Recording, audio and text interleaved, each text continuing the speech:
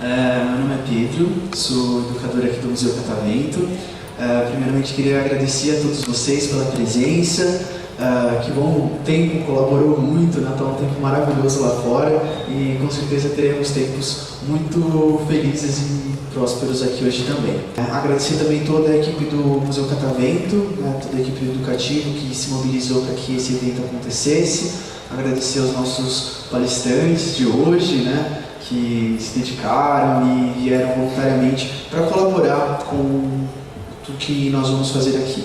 O objetivo do Encontro de Educadores é justamente aproximar o museu dos profissionais da educação. Nós sabemos o quanto o Catavento é visitado e relevante para as escolas, e o Ricardo, na apresentação dele, vai destacar um pouquinho sobre isso, né? O quanto o Catavento recebe de público escolar é uma quantidade imensa. E vendo essa situação, a gente não tem como não pensar no professor que acompanha esse aluno, no professor que vem com as visitas mediadas ao Catavento. Então, com o objetivo de aproximar, trocar, estabelecer um canal de comunicação, nós estamos com esse projeto. Ele consiste em 4 encontros, né, trimestrais, né, ao longo do ano. Então, o próximo encontro já está marcado também para o dia 18 de maio. Então, ao longo do ano, nós vamos tratar sobre os grandes temas do Catavento. O Catavento se divide em 4 grandes temas. O Ricardo também vai abordar um pouquinho disso na exposição dele. E cada tema vai ser abordado em um dos encontros. No encontro de hoje, o tema vai ser a seção Sociedade. E na parte da tarde, nós vamos fazer visitas nesses locais. Meu nome é Ricardo Pisanelli, eu sou arquiteto de formação, estudei também História da Arquitetura em Barcelona e estou aqui no Catavento desde 2009, então eu estou há 10 anos aqui no Catavento, então eu conheço um pouco da história de como as coisas foram sendo construídas e acho que nada melhor para iniciar essa aproximação maior dos professores com o conteúdo do Catavento. Meu cargo é de gerente de conteúdo do Catavento e como arquiteto eu trabalho junto com os educadores. Será que eu gostaria de começar com falando um pouco da região aqui, porque eu gostaria de falar um pouco do Catavento, voltar um pouco para o Palácio das Indústrias, só para a gente entender o prédio onde a gente está agora e como essas paredes são carregadas de história e como o Catavento também está agora com 10 anos consolidando uma história também de uso dessa edificação. Hoje ela está inserida aqui, né, vocês veem, a gente tem 2 barreiras gigantescas viárias aqui com a Avenida Mercúrio, a Avenida do Estado, né, e a gente fica um pouco isolado para o pedestre nesse sentido, apesar de ser bastante visitado o Catavento. Eu gostaria então de voltar um pouquinho, um século só, mas eu vou passar rápido, eu prometo.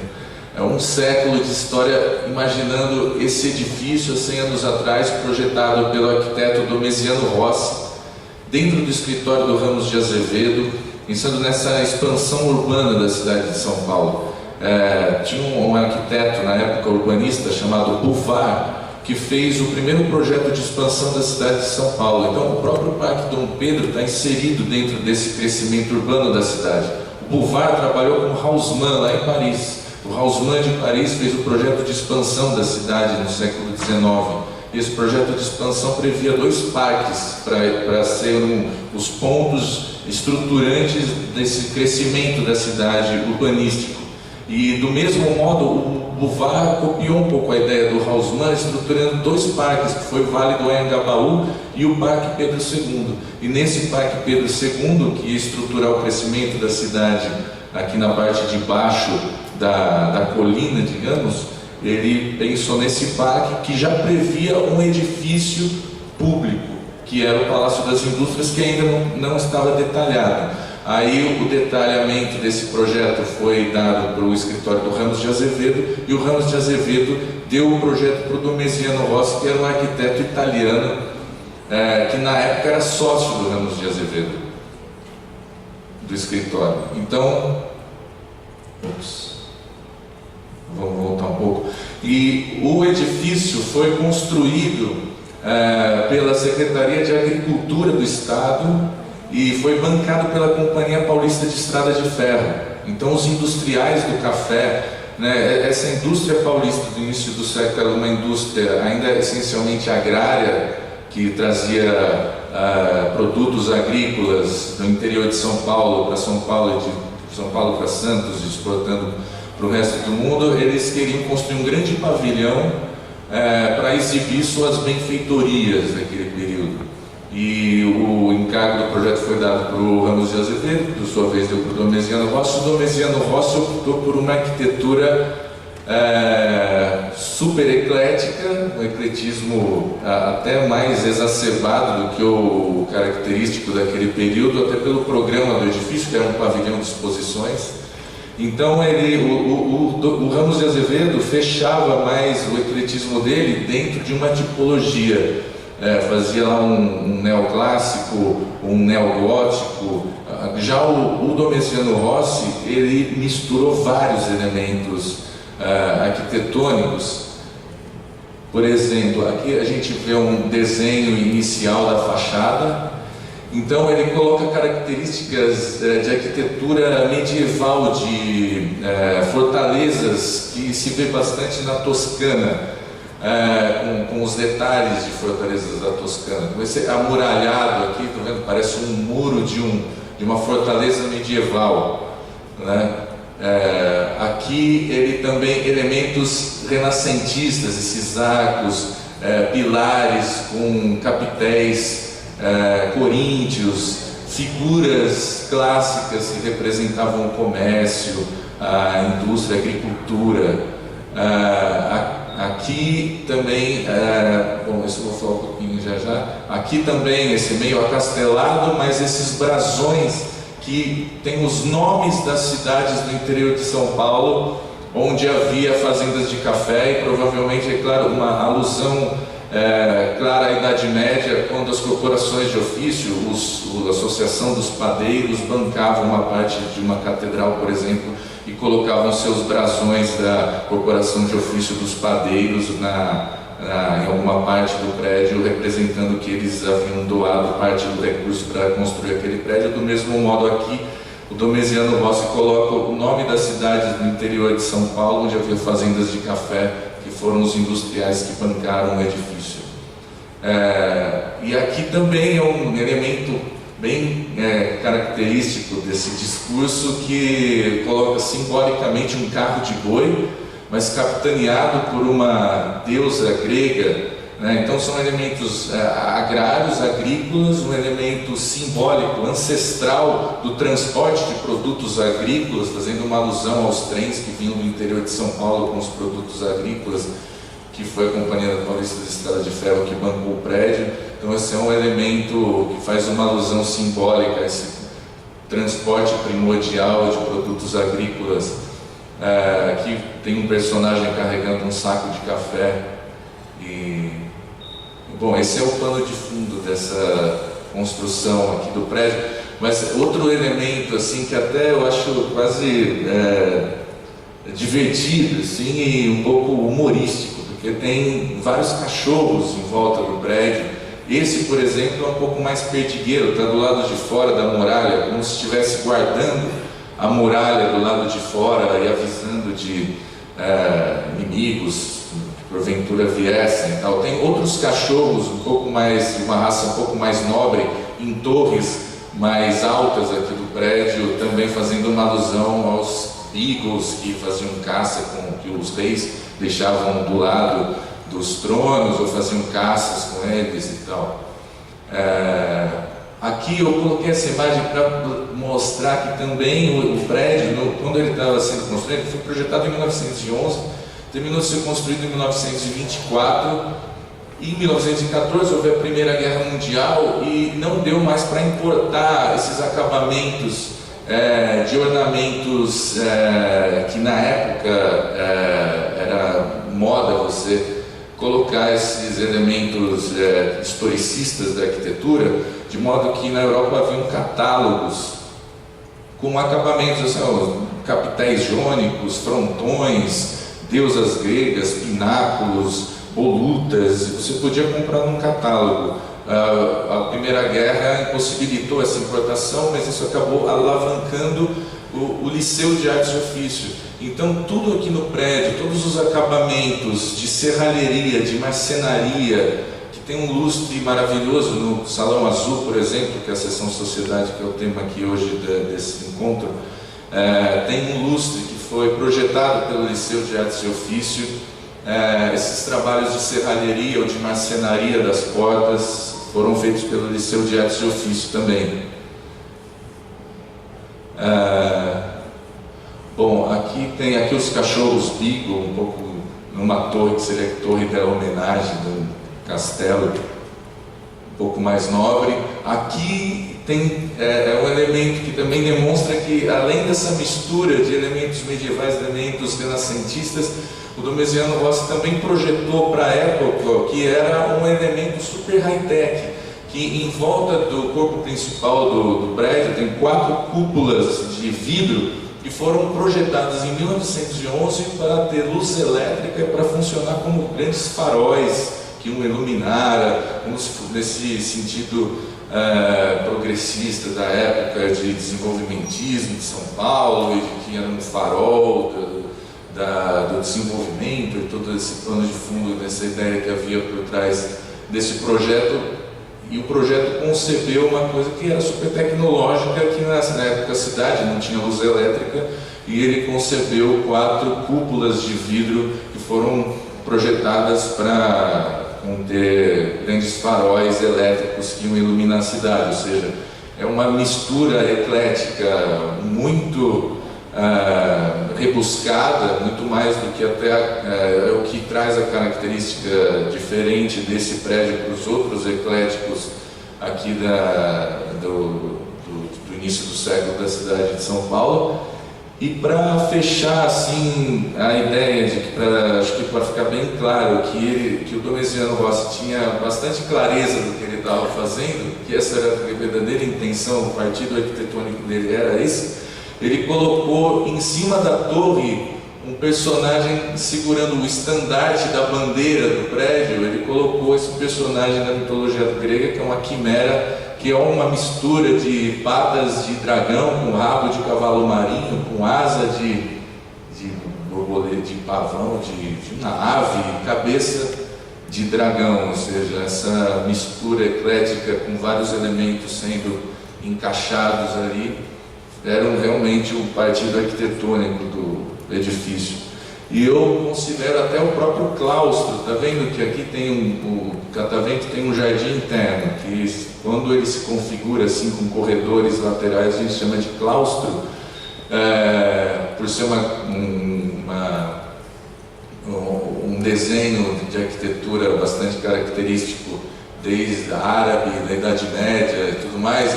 Aqui fica claro como o próprio claustro é um ornamento também, porque se você for ver outros exemplos de claustro, ele está sempre dentro de uma massa edificada. Aqui também ele está dentro de uma massa com edificações.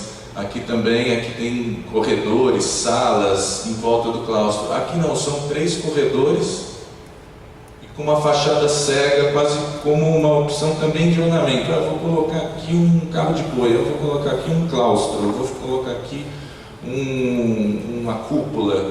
E ele vai fazendo essa composição de elementos medievais, neoclássicos e high-techs, e até não só na escala do ornamento, mas na escala do desenho da arquitetura em si, da planta.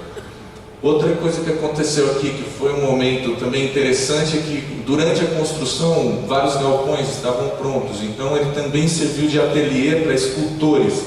Então o Nicolas Rolo, o próprio Brecheret trabalhou aqui também, desenhando o Monumento das Bandeiras. Então houve um período também disso ter se tornado um ateliê de escultores. Então cada salão desse foi o ateliê de um escultor.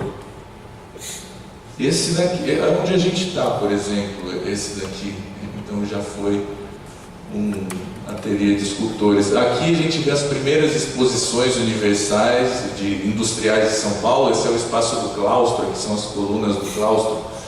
Então, com esses estandes, é como se fosse o Anhembi da época, o pessoal que tinha uma indústria, ainda uma indústria primária do início do século, ou produtos agrícolas, eles exibiam aqui nessas feiras de exposição industrial de São Paulo. Depois, com o passar do tempo, nos anos 30, ele foi adquirindo outras exibições de produtos mais industrializados, como os carros, ou a questão daqui é da Lacta, por exemplo, um stand da Lacta. Mas a partir dos anos 40 ele já deixou de ser o Palácio das Indústrias de exibição de produtos industriais e passou a ter um uso corporativo, um uso do Estado, de modo que aqui passou a abrigar a Assembleia Legislativa. E aí, a partir daí, ele teve vários usos burocráticos como repartições públicas, ele é muito grande. Então, além de Assembleia Legislativa, outro setor, passou um setor do bombeiro, outro onde você fazia a identidade, foi Delegacia da Mulher, foi a primeira rádio, foi nos anos... Em 68 veio uma divisão do Garra aqui, que era uma divisão da polícia. Então... Vocês podem imaginar o que aconteceu aqui já, os caras aqui, ó, Fucker and Sucker, aqui, ó, no castelo. Os caras bem... Então, e a partir daí foi um período sombrio da história aqui do prédio, que a gente não encontra documentação muito sobre isso, mas eu estou aqui há 10 anos e já escutei muitas histórias de pessoas que vieram aqui sobre esse período. E nesse período, como o prédio não era tombado, o que foi acontecendo com o prédio foi que ele foi adquirindo, todo mundo foi construindo um puxadinho, ó, tá vendo? A construção original que está em vermelho. Nós estamos nesse galpão aqui, digamos. Aqui fica a administração do catavento, o engenho, aqui a parte expositiva.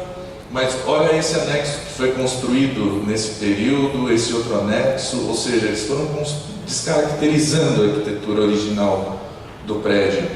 E até que em 82 ele foi tombado e iniciou-se um processo de restauração para adaptação do prédio para receber a Prefeitura de São Paulo, a Prefeitura da Irondina. Houve um projeto feito pela Lina Bobardi para devolver, o projeto devolveu a arquitetura original, acho que as duas principais ações desse projeto da Lina foi devolver a arquitetura original, restaurar a arquitetura original e construir todas as adaptações de acessibilidade, de rampas, então que vocês virem por aí, foi feito nesse período da Lina Bobardi. Além disso, ela cavou o subsolo, reforçou a estrutura e permitiu o uso do subsolo para o pedestre, porque antes era um galpão, era apenas um porão inabitável. Então ela demoliu isso daqui, todos esses puxadinhos aqui, foi demolido para transformar em prefeitura. Aqui dão umas fotos desse restauro que foi enorme, então um restauro de fachada e tudo mais. Esse é o subsolo já com os reforços de concreto que ela construiu, porque tudo isso estava enterrado, tá vendo? Esse espaço é o mesmo que esse. Aqui tem terra até esse pilar aqui, ou seja, uma pessoa não fica em pé aqui, ela fez reforços de concreto e cavou tudo isso daqui. Então depois vocês vão ver que hoje a gente tem uma exposição aqui dentro. Então se não fosse esse trabalho feito pela Lina, isso seria apenas um porão inabitável até hoje. Isso é uma foto da prefeitura, só para mostrar que foi a prefeitura, e depois virou catavento. O catavento recebeu em 2007 o prédio, passou por uma fase de adequação e restauração, porque ele ficou alguns anos meio abandonado, então teve um trabalho de requalificação, mas de conservação e restauros pontuais. Então ele virou catavento mesmo, inaugurando em 2009, em março de 2009, agora na terça-feira a gente completa os 10 anos do catavento.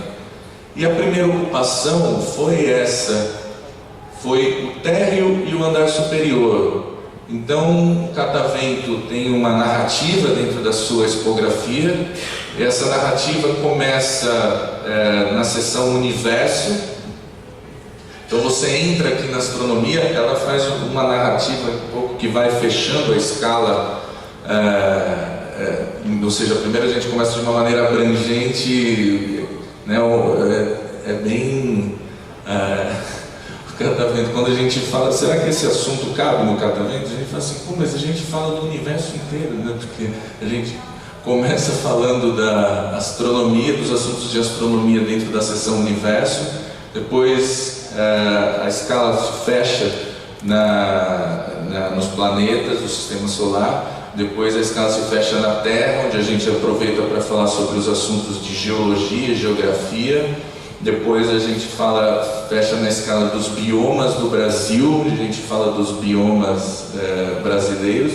Depois a gente aproveita para falar de vida na Terra, então a gente usa esse salão todo para falar da questão da biologia, do tema da biologia, do surgimento da vida na Terra, dos seres vivos, do surgimento do homem, da evolução do homem. Aí nós aproveitamos aqui no final para falar sobre o DNA, que é a molécula que permite a vida, e depois, com o homem já inserido nesse contexto, a gente fala do engenho humano, que são os assuntos ligados à física em geral, nessa seção engenho, que foi por onde vocês entraram ali, que está logo ali na frente. Nós estamos aqui no auditório. E a piso superior, a gente fala, é a seção sociedade, onde a gente fala dos assuntos de história e ciências aplicadas em geral. Essa foi, digamos, a primeira ocupação do Catavento em 2009, era isso que o museu continha. Ao longo, então aqui algumas imagens da seção universo, da seção vida, aqui mais espaços da seção vida, do engenho, aqui a parte da sociedade, a terra, o auditório onde a gente está e o engenho também mais nesse início. E com o passar do tempo nós fomos ocupando a área externa do museu, então nós recebemos em 2009 um acervo da Fundação Museu de Tecnologia que estava lá na USP, então nós construímos essa tenda para abrigar uns locomóveis que estão lá embaixo da tenda, o avião DC-3, era um acervo que estava na USP, da Fundação Museu de Tecnologia, que veio para cá, e nós fomos ocupando a área externa. Tem uma relação interessante das locomotivas, porque o prédio foi bancado pela Companhia Paulista de Estrada de Ferro, é um elemento bastante interessante até para explicar mecânica. A gente usa bastante durante a monitoria também essa área externa. Depois dessa ocupação da área externa, nós passamos a ocupar o subsolo do prédio. Então, houve um projeto de uma adaptação grande de hidráulica, elétrica aqui para baixo, para nós começarmos a receber, projetar exposições aqui embaixo no subsolo do Catavento. Então, inicialmente, nós prevemos aqui a construção de uma nave espacial, de um submarino, essa seção Lego e a seção aqui do macaco ao homem. Essa é uma ilustração um pouco original dos projetos que nós iríamos fazer aqui da nave espacial, do submarino, do Lego, do macaco ao homem e o borboletário, que foram essas instalações construídas mais ou menos em 2012, 13, 14. Essa ideia da nave, ela está inclusive presente na expografia, porque quando você entra na nave, você entra numa espécie de elevador, onde você tem a sensação de que você está subindo esse elevador para entrar aqui na cabine principal, e quando você está na cabine principal, você enxerga a torre do edifício, da janela frontal.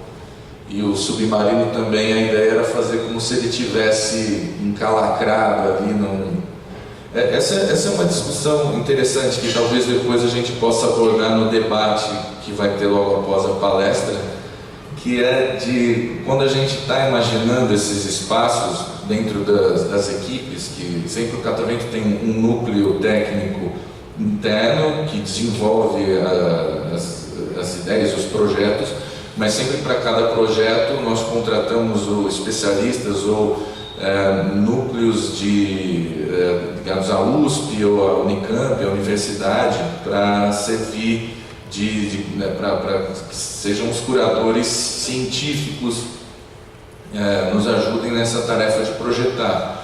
E o desafio maior é sempre fazer uma transição adequada entre a linguagem acadêmica e uma linguagem mais acessível a todos os públicos.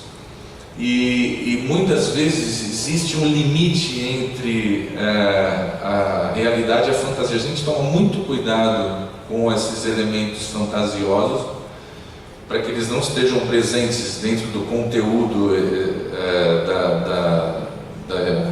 da instalação em si, mas que pelo menos na sua discografia esteja algum elemento que encante um pouco mais, mas que essa ideia esteja bem clara de separação, para que as pessoas entendam o que é um conteúdo científico que está sendo passado, o que é uma abertura mínima com um pouco de fantasia também. Como nesse caso, é possível ter uma plataforma com um foguete na frente do catavento, mas acho que isso, quando você participa da instalação, fica bem claro o que é uma abertura com um pouco de fantasia, o que é uma informação científica que está sendo passada na instalação.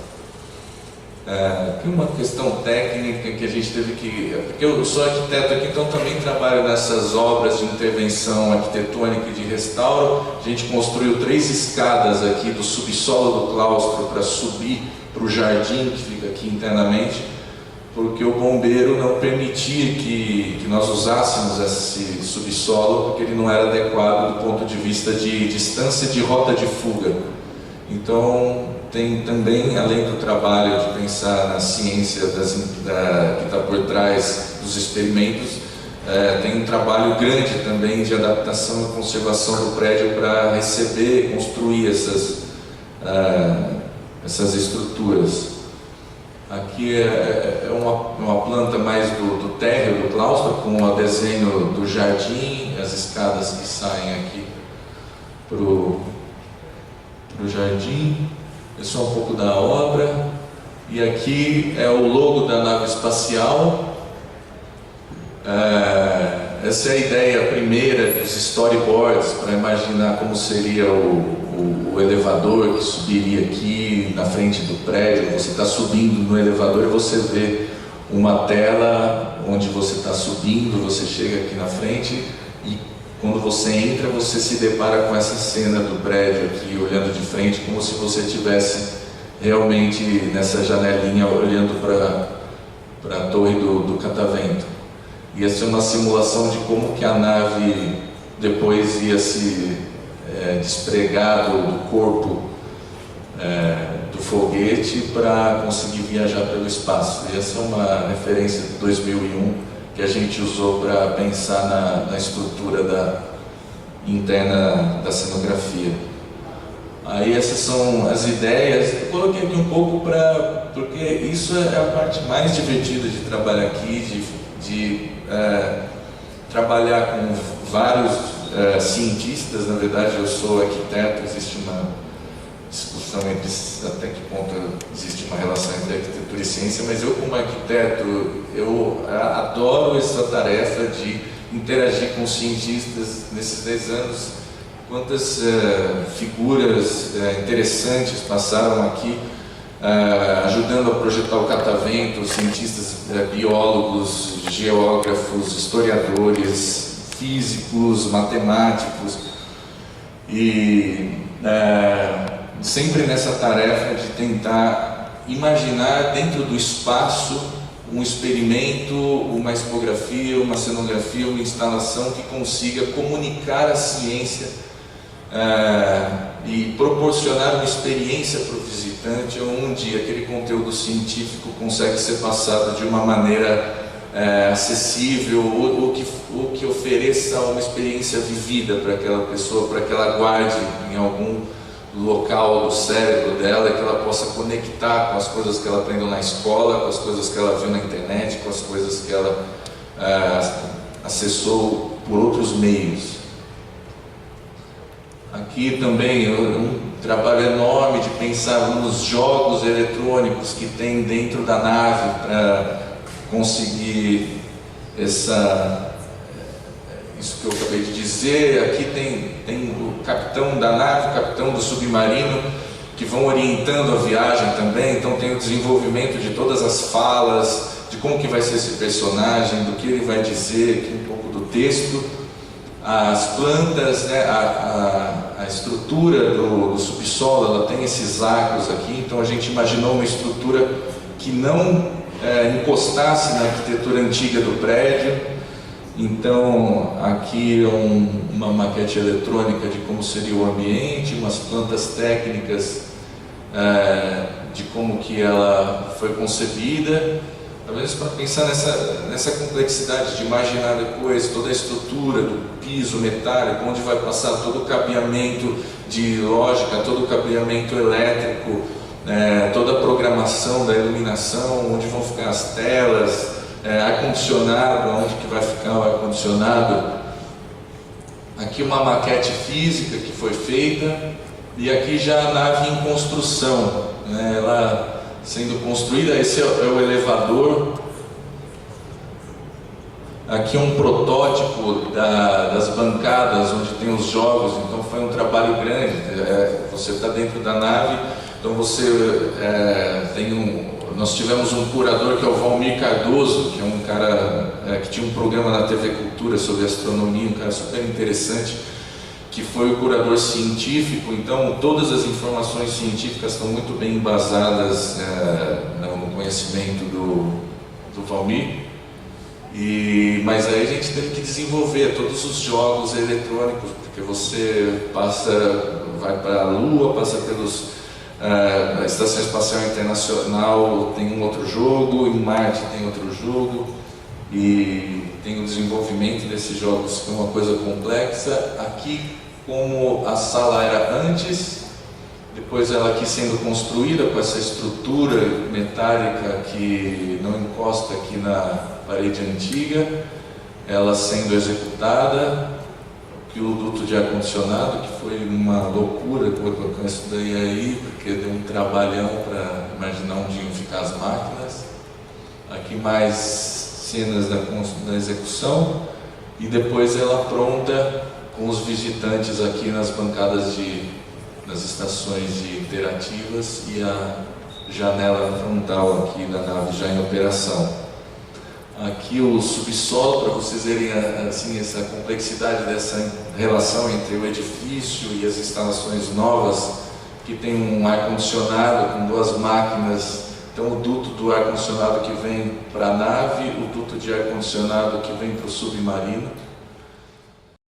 Inclusive pensar até nos dutos como uma expografia também, né? A gente pensou na nave, nesse duto, porque foi escolhido, porque tinha mais a ver com a forma interna da nave, e esse duto redondo que tinha mais a ver com a expografia do submarino. Aqui vemos o logo do submarino. Também foi muito interessante conhecer, conviver com a Sônia Lopes, no caso que foi a curadora científica dessa exposição. Ela elencou os pontos interessantes no globo terrestre, onde haviam biomas distintos para o submarino descer, para as pessoas conhecerem a diversidade imensa de biomas que existe nas profundezas dos mares do mundo. Aqui uma fala do capitão. Eu já tinha trabalhado como ator também, no fim acabei fazendo o papel do capitão Júlio aqui da nave, do submarino. Então eu estava envolvido, a gente contratou alguns atores, eu acabei fazendo o papel do capitão Júlio. Esses são alguns testes para os jogos. Essa é uma simulação interna de como ficaria o submarino, da expografia, o projeto da distribuição dos equipamentos. E aqui a preocupação maior aqui, eu acho que até teve uma evolução em relação à nave. Na nave nós fizemos 3 grupos que um pouco competem entre si, porque você chega na Estação Espacial Internacional, você tem que abastecer a Estação Espacial Internacional, ou então chegar no Hubble e controlar melhor, alinhar as lentes para conseguir uma maior nitidez do que ele está captando. e isso tem uma certa competição entre os grupos. E aí a gente percebeu nos primeiros testes que os alunos estavam mais querendo competir do que realmente pensar sobre essas lentes do Hubble. E então, no caso do submarino, nós optamos por fazer uma expografia mais colaborativa, em que você não está competindo com os outros, você a gente chamou um rapaz que trabalha com ciência nas profundezas através de um submarino, e ele falou: a gente perguntou para ele, o que vocês fazem lá no fundo do mar? A gente coleta amostras, a gente tira fotos, depois a gente cataloga essas amostras. Então são essas atividades que a pessoa faz dentro do submarino, através de umas garras mecânicas e tal. E não existe competição, e acho que funcionou melhor. Aqui tem a sala sendo construída com o duto do ar-condicionado, a parte interna dela. Aqui é uma parte da escotilha sendo instalada, e aqui imagens da construção em si e a instalação pronta. Então a gente tem aqui as escotilhas que vão mostrando cenas das profundezas. Aqui tem um mapa mundi mostrando por onde as pessoas estão, de acordo com o que elas estão vendo aqui na tela. E aqui tem jogos interativos que, de acordo com onde você para, você faz uma espécie de catalogação ou recolhe determinadas amostras e vê o tipo diverso de bioma que existe naquele ponto. E tem um capitão que vai um pouco orientando, se encantando também com o que ele está vendo ao longo do caminho, puxando essa informação científica. Essa é uma adaptação expográfica do corredor que tem na frente ali. Essas adaptações, que o subsolo era um lugar de depósito histórico do Palácio das Indústrias, então foi complicado de imaginar a expografia. Aqui são adaptações do setor da visitação do Catavento, que é um setor bem importante, que faz com que o Catavento seja um museu tão visitado. Um setor que é um pouco o coração do museu para trazer gente para cá. Essas são adaptações também dessa situação do subsolo, que era um lugar assim, que tinha um certo nível de degradação.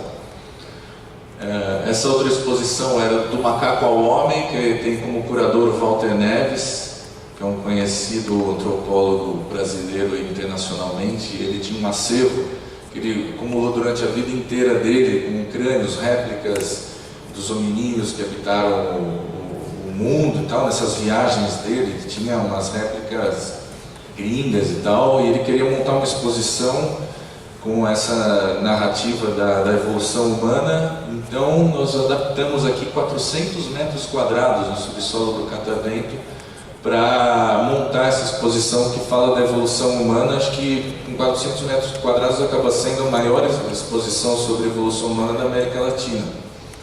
E ficou uma exposição bastante interessante, porque no fim essa situação da arquitetura do subsolo, com vários arcos, um pouco meio cavernosa, acabou criando um clima expográfico propício para falar sobre escavações, sobre antropologia, sobre o local que normalmente essas coisas são encontradas. Ela tem um certo silêncio, então você pode fazer um pouco de uma volta lá há 7 milhões de anos atrás, com um pouco mais de tranquilidade. E ela, nesse caso, é interessante pensar sobre isso, né? Porque a gente estava falando agora de duas instalações super tecnológicas, com um ambiente imersivo, com computadores, com jogos eletrônicos, e essa é uma exposição contemplativa, na verdade. Ela não tem uma interação tecnológica, mas o ambiente da expografia acaba também trazendo. Então acho que esses elementos da expografia que trazem um clima de talvez silêncio, um pouco mais contemplativas, elas também têm que ser usadas no caso propício. E esse caso foi um bom casamento, digamos, com o ambiente que havia com o conteúdo da exposição. Então, só para imaginar assim, um pouco dos passos, né? A gente tem os layouts dos painéis, pensados junto com o Walter Neves, depois um desenho técnico desses painéis, com medidas, memorial descritivo, com memorial de acabamentos, iluminação, e aqui os painéis, esse sendo construídos, esse já pronto, esse também já concluído. Aqui um pouco da exposição sendo executada, as pinturas rupestres aqui, o rapaz colocando as figuras aqui nos painéis. Aqui as pinturas rupestres, e esse é o borboletário nosso. Também foi um desafio grande imaginar uma estrutura que conversasse com o edifício do Palácio das Indústrias. A ideia foi porque o Catavento é um museu que procura trazer para o visitante uma experiência interativa com a ciência. Então, há outros borboletários pelo mundo, aqui no Brasil também. Então a ideia foi trazer um borboletário para o Catavento, para o visitante poder ver todas as fases. Ele estuda insetos na vida, ele estuda insetos na escola, na vida, no salão da vida, mas de uma maneira contemplativa, e aqui ele consegue ver realmente um ovinho da borboleta, depois ele vê a pupa, a larva caminhando pelas folhas e comendo as folhas. Ele presencia esse momento, porque tem várias ali pelo borboletário. Depois ele vê as pupas, e até, assim, não é bem comum você acabar vendo uma pupa eclodindo e a borboleta saindo ali, e várias borboletas voando. Então isso que oferece uma ideia um pouco mais aproximada assim, que eu acho que é um pouco a vocação do Catavento. Você estuda lá os insetos na escola, nos livros, assiste vídeos, vê o professor falando das partes, do exoesqueleto, de todas essas questões, e aqui você consegue ver, presenciar o fenômeno acontecendo, ou então interagir com esse fenômeno, uma vivência.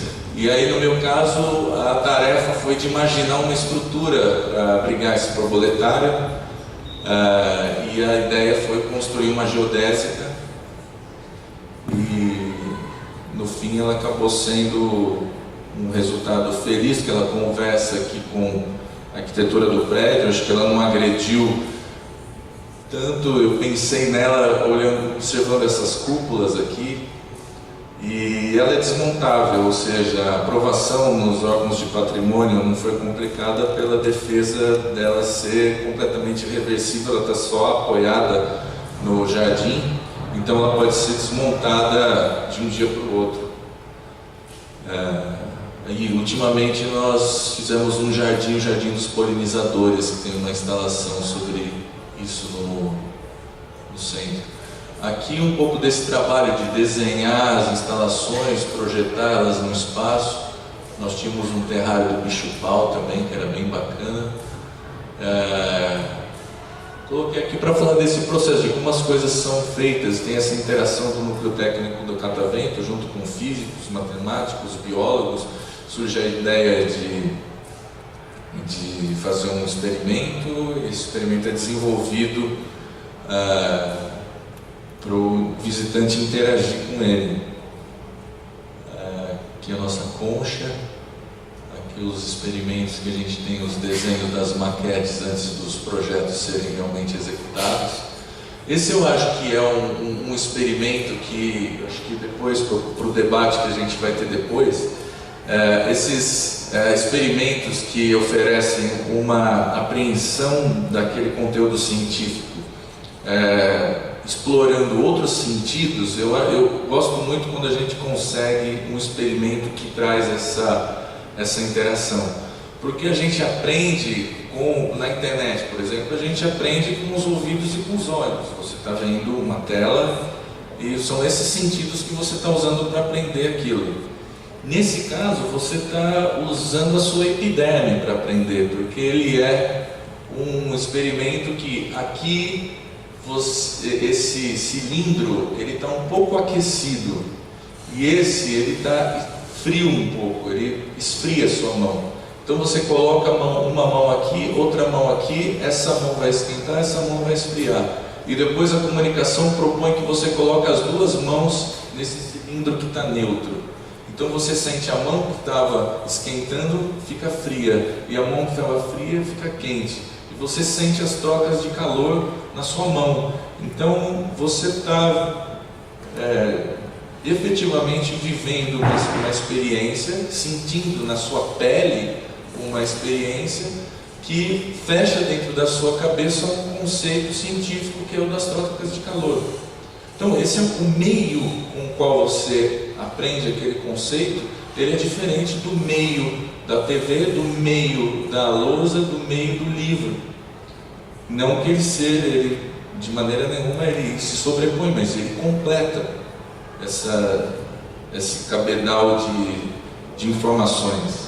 E essa é a ideia de que o estudante, os visitantes venham aqui, mesmo que ele não entenda exatamente no catavento, que ele se interesse depois em saber, que ele vai perguntar para o professor, que ele sente no ônibus e diz: nossa, mas por que a minha mão estava quente ali e ficou fria, estava fria e ficou quente?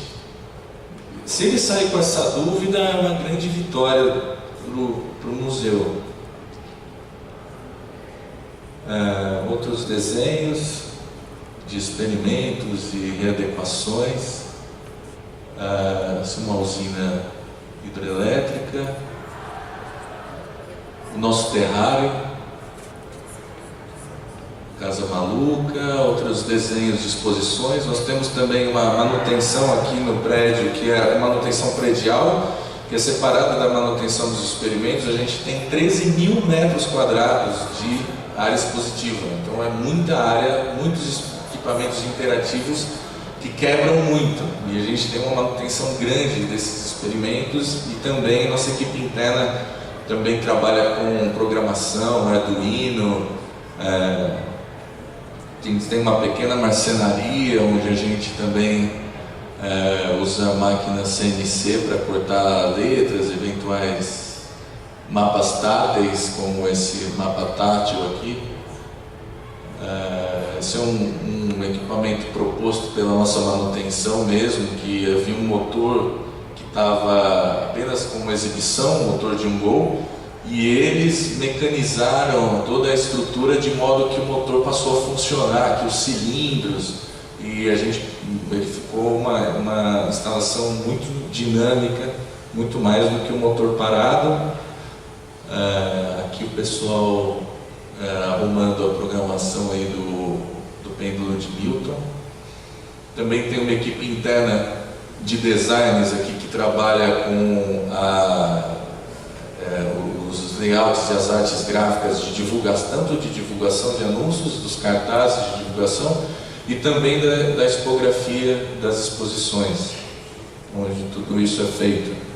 Aqui alguns exemplos dos nossos cartazes, das divulgações, das coisas que foram feitas, outras adaptações de civil, de fechamentos para abrigar exposições do prédio. Esse é um projeto de restauro também, que aconteceu já em 2016. A gente chega em 2016, o edifício precisou de alguns restauros pontuais. Nós fizemos um projeto que restaurou boa parte dos caixilhos, portas, janelas do Palácio das Indústrias. O relógio também foi restaurado, a gente reativou o relógio e o sino que tem aqui na torre. Isso foi em 2016 já.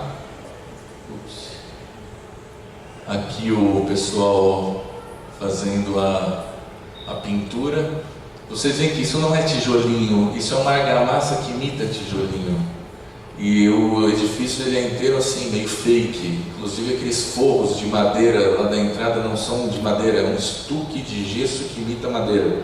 Por isso que quase que o prédio não foi tombado, porque os arquitetos do Condefat, dentro de uma herança mais modernista, quase que não viam um valor arquitetônico no prédio, por ele não ter os princípios modernistas lá nos anos 80. Então, aqui um pouco do antes e depois do restauro que foi feito em 2016.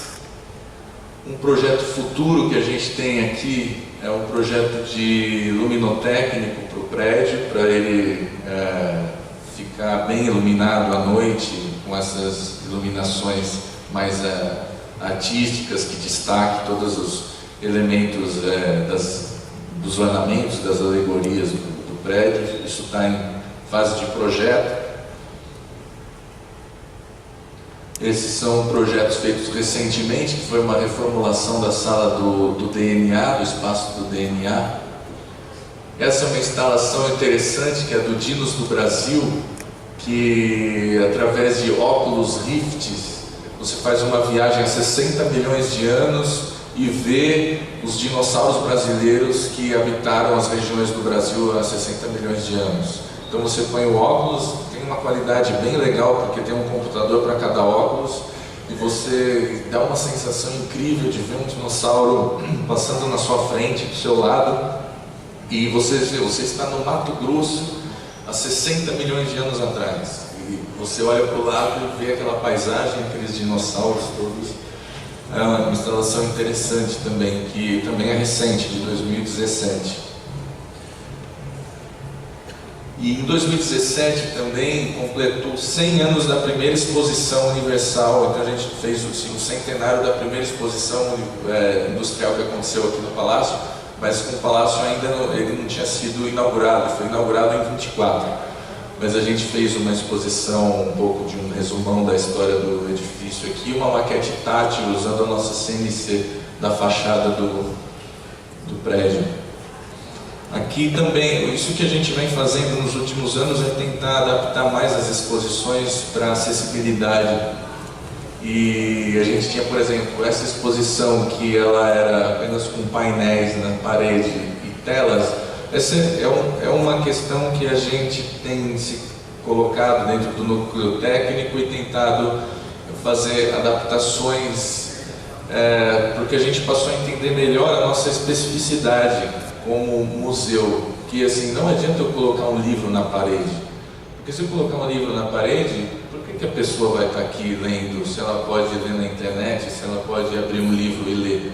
Ou seja, então o que a gente pode oferecer como solução que não seja colocar um livro na parede? Então a gente fez uma adaptação de maquetes táteis para os biomas brasileiros, de modo que ou deficiente, ou até as pessoas, qualquer pessoa. Eu mesmo, fazendo essa exposição, pensei, poxa, se eu, quando eu fosse um jovem que estivesse estudando os biomas brasileiros, se tivesse um mapa do Brasil assim, grandão, com uma textura bem característica do bioma específico, e eu colocasse a mão nela, eu ia entender melhor, eu ia fixar melhor essa ideia na minha cabeça, onde que está o Pampa, onde que está a Caatinga aqui, né? E aí a gente também fez alguns quadros, tem uma artista incrível que faz esses quadros táteis com 3 características desse bioma, de plantas e da flora desse bioma.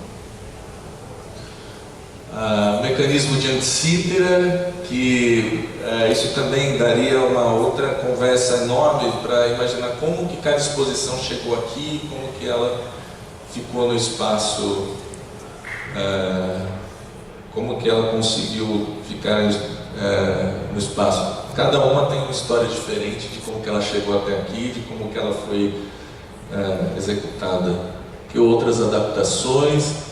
Com o passar do tempo também o catavento foi, assim como todo o país, foi diminuindo muito a arrecadação e a repasse da Secretaria da Cultura foi diminuindo. E o recurso do catavento foi começar um trabalho insistente de parcerias, construções de parcerias. Aqui foi um caso bacana com o Boticário, de construir uma exposição patrocinada pelo Boticário, mas que não falasse apenas de perfumes, que falasse então sobre a história do perfume, por exemplo, que o perfume é um bom mote para falar da história, o perfume é um bom mote para falar sobre química. Então tem um pequeno laboratório de química explicando como que os perfumes são feitos, como que as essências, de onde as essências são retiradas da natureza para construção dos perfumes e tal. Essa é uma instalação de painéis solares. E, bom, e aqui é para fechar a administração do Catavento, onde tem os núcleos educativos, design, de arquitetura e design, a coordenação patrimonial, financeiro todo do Catavento aqui, onde todas essas interações acontecem, e para fazer um museu nesses 10 anos. E acho que eu encerrei aqui antes do debate nosso. Obrigado.